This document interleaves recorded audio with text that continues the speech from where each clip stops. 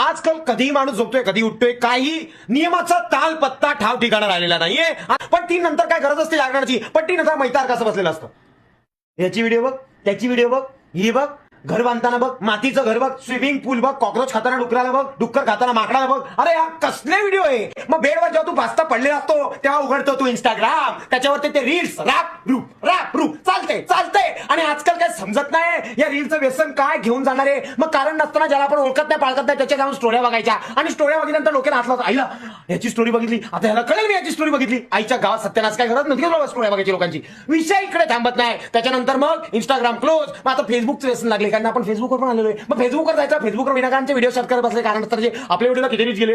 थांब दुसरे रात्री व्हिडिओ अरे याचे एवढे शेअर कसे झाले, वा वा वा मस्त झाले. अरे कसला काय, अरे नवीन टेन्शन आले. सगळं सुखात चालू असताना माणूस जेव्हा स्वतः दुःख खेचून घेतो त्याला म्हणतात श्रीमान लेजंड. ह्याच्या इच्छा गावात का